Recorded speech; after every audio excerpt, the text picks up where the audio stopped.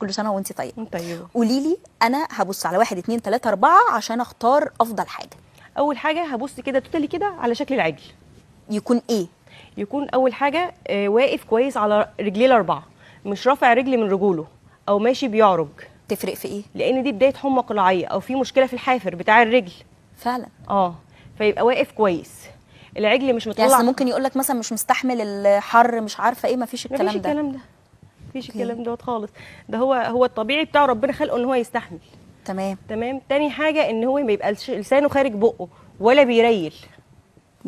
ماشي، يبقى واقف على الاكل وعلى الشرب كويس جدا.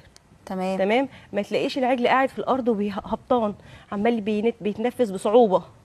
يعني اخد العجل اللي بيجري مثلا، يعني اول حاجه تلفت نظري ان هو بيجري وعلى رجليه ورايح على الاكل والشرب وجاي وكويس. تمام. بدنيا كده شكله كويس. تمام كده ده عجل كويس سليم ما فيهوش اي امراض. ابتدي بقى ابص على الجوده او على تصفيه العجل اللي قدامي. ازاي برضه؟ اول حاجه ابص عليها ان كرش العجل ما يبقاش واسع او ما يبقاش كبير.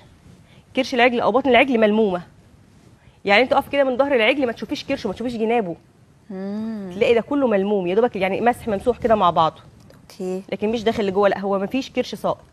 تمام. دي بتفرق في ايه بقى؟ كرش واسع هيوزن عليكي. وده مش لحم؟ ده مش لحم، لا ده دهن. ولا ده، هو كرش بطنه واسعه ومليها اكل وشرب. اوكي. فتيجي تطلعي على 230 40 كيلو لما تيجي تذبحي مش هتلاقيهم. بصوا الكلام. انا معجبه بيكي جدا. كملي. تاني نقطه ابص بقى على العجل من خلفيته، من ورا، من ظهره. عجل في خده مليانه. بيقولوا لك جوه الله ينور عليكي. انت متخيله؟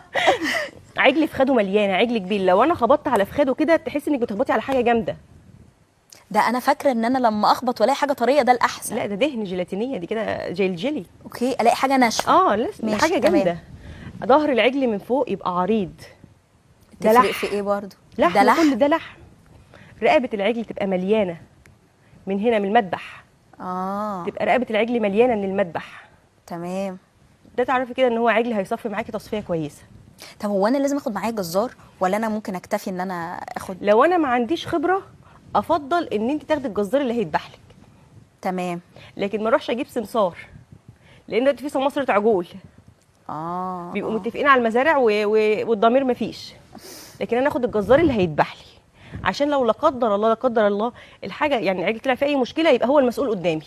تمام. طب هو انت بتقولي لي مثلا حمى القلاعيه دي، لو لا قدر الله مثلا العجل طلع مصاب بالمرض ده، انا هعرف؟ ما ينفعش يتذبح. وهعرف يعني هعرف لما يتذبح ولا وقتها؟ هو اول حاجه ما ينفعش يتذبح، عشان يعني هو ما يصلحش للاستهلاك الادمي اساسا. تمام. بس سي بقى حد معدوم الضمير اداهولي وانا ما اعرفش وذبحته. مجرد ما الذبيحه هتتذبح هتشم ريحه زفاره رهيبه.